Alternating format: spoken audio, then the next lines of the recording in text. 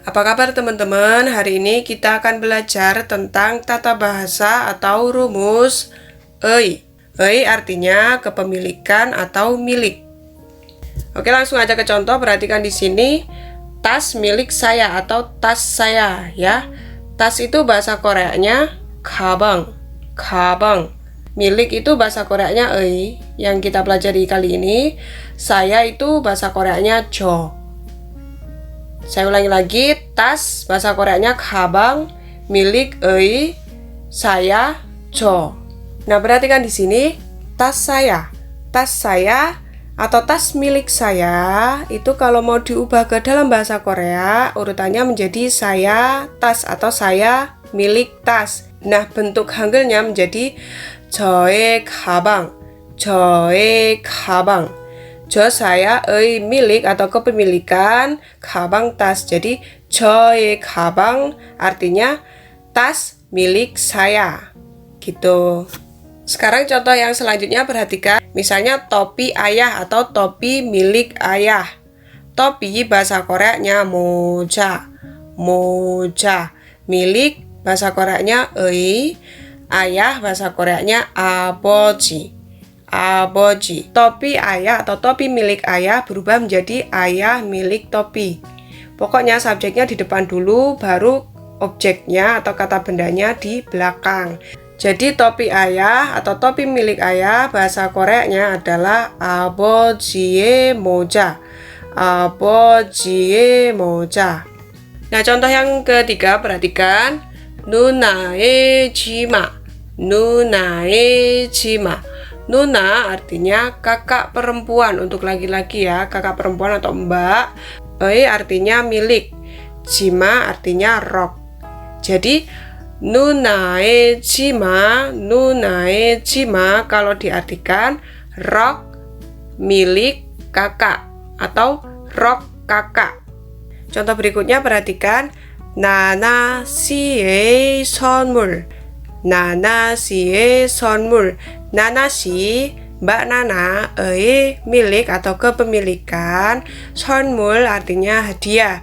Jadi Nana si 선물 artinya hadiah milik Mbak Nana atau hadiahnya Nana atau hadiah punya Mbak Nana kayak gitu. Nah, teman-teman perhatikan di sini untuk subjek saya atau kamu, kalau mau dimasukkan rumus kepemilikan EI itu bisa disingkat. Langsung aja perhatikan di sini. Misalnya ya, saya kan bahasa Koreanya ada dua, jo atau na. Nah, yang pertama perhatikan saya itu jo. Kalau mau ditambahkan rumus ei, hasilnya kan menjadi joy, joy ya kan. Tapi joy itu bisa disingkat menjadi j.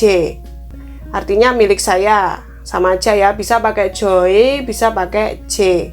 Nah, yang kedua subjek saya yang bahasa Koreanya na. Nah, kalau ditambahkan rumus kepemilikan EI menjadi nae. Nae, ya kan? Ini bisa disingkat menjadi ne. Ne. Nae atau ne itu sama aja artinya milik saya. Terus yang ketiga, kamu atau no. No kalau mau ditambahkan rumus kepemilikan EI berubah menjadi noi. Noi. Noi, ya kan? Ini bisa disingkat juga menjadi ne. Ne. Noi atau ne itu artinya milik kamu. Bisa pakai yang noi, bisa juga pakai yang ne. Artinya sama aja. Oke?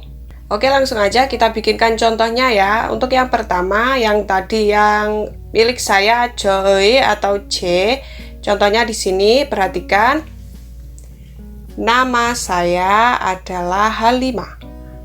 Nama saya adalah Halimah. Nama bahasa Koreanya 이름. 이름. Saya bahasa Koreanya 저. 저. Adalah bahasa Koreanya 입니다. 입니다. Halimah ya tetap ya, kalau nama kan nggak bisa diubah ya, tetap Halimah. Oke? Jadi nama saya adalah Halimah itu kalau mau diubah ke dalam bentuk bahasa Korea urutannya berubah menjadi nama saya Halimah adalah. Adalahnya selalu di belakang. Jadi kita ulangi lagi, nama kan tadi 이름, saya Halimah tetap Halimah. Adalah bahasa Koreanya 입니다. Jadi nama saya atau nama milik saya bahasa Koreanya 저희 이름. Nah, saya ingatkan lagi ya, biasanya kalau untuk perkenalan diri itu selalu memakai tambahan partikel topik en atau nen. Fungsinya untuk menekankan ya.